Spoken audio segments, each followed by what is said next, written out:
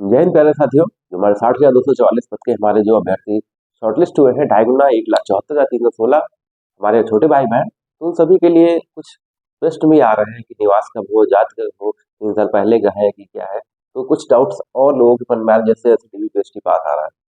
उम्मीद है कि आपके सारे अपने बनवा रखे होंगे अपने जाति प्रमाण पत्र, निवास प्रमाण पत्र। तो लेकिन जो छोटे मोटे कुछ डाउट्स हैं तो देखते हैं हम लोग।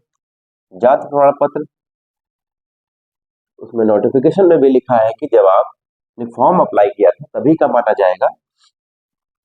तो इसमें तो कोई डाउट नहीं रहना चाहिए। अगर इसमें कोई त्रुटि है तो उसके लिए कहीं ना कहीं आपको उसी दिन पता चलेगा कि इसमें क्या होगा।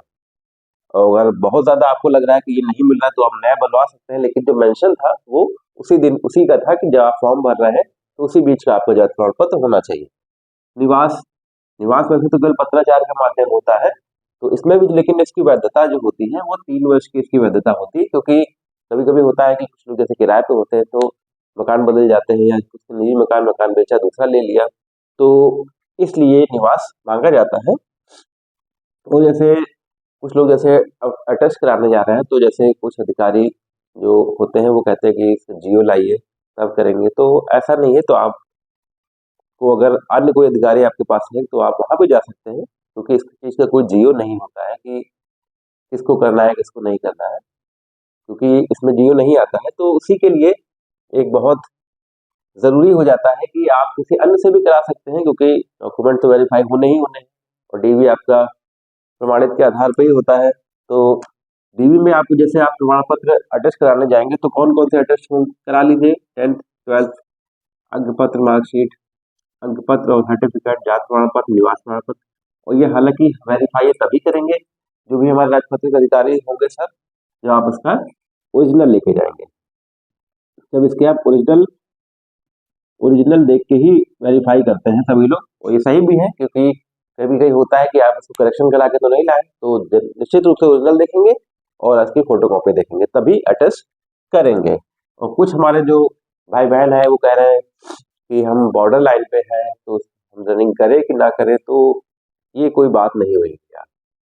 आप उन कैंडिडेट में हैं, उनमें सोचिए कि आप 2.5 गुना में सिलेक्ट हो, जो समझिए इनके बाहर हो गए हैं, उनके ऊपर क्या बीत रही होगी। तो आपने जो मेहनत आपने पहले अपने एग्जाम के टाइम की, आपकी वो मेहनत थी। अब आपके लिए आपके पास आपका डीवी है, डॉक्यूमेंट वेरिफिकेशन, इसको कंप्लीट करिए, इसको 100% करिए कि इसमें कोई त्रुटि ना होगा। छोटी मोटी कोई क्लैरिकल मिस्टेक है सॉरी, तो वो हलफनामे से सही हो जाती है। कुछ क्लैरिकल मिस्टेक, नाम में मिस्टेक, मिस्टर नहीं लगा, यादव नहीं लगा, शर्मा नहीं लगा, नाम राम बाबू तो राम अलग हो गया, बाबू अलग हो गया, तो वो क्लैरिकल मिस्टेक है, उसके लिए हलफनामा होता है।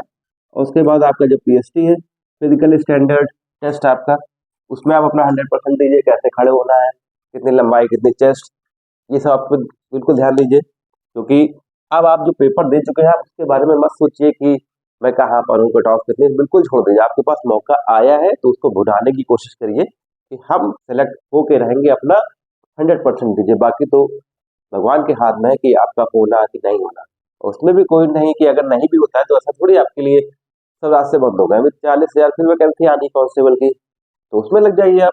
आपको ज्यादा अनुभव हो जाएगा, अगर आप बाई चांस इसमें नहीं भी होता है तो आपको सारे स्टेप्स का अनुभव हो जाएगा कि कहाँ कहाँ पर क्या होता है। तो आप उन बच्चों से कम एक कदम तो आगे ही होंगे नई वैकेंसी में 40,000 में, जिनको कुछ नहीं पता होता कि पेपर कैसा आता है क्या आता है, तो आप निश्चित रूप से उनसे एक कदम आगे होंगे। तो मैं इसीलिए कह रहा हूँ कि आपके हाथ में अभी जो है उसमें अपना 100% दीजिए, जैसे आपने अपने पेपर के टाइम 100% दिया। ठीक है, तो पीएचडी करिए अच्छे से, फिजिकल स्टैंडर्ड टेस्ट फिर करिए, पीईटी फिजिकल एफिशिएंसी टेस्ट अपनी करिए, रनिंग अच्छे से करिए, करते रहिए। उम्मीद है कर भी रहे होंगे। और अगर ये सोच के नहीं कर रहे होंगे कि बॉर्डर लाइन पे है, तो ये भ्रम निकाल दीजिए, शुरू कर दीजिए। अभी आपके पास बहुत मौका है। डीवीपीएसटी के बाद आपके पास कम से कम 20 से 25 दिन का मौका होगा रनिंग के लिए, या 1 महीने का भी कर सकते हैं हम लोग।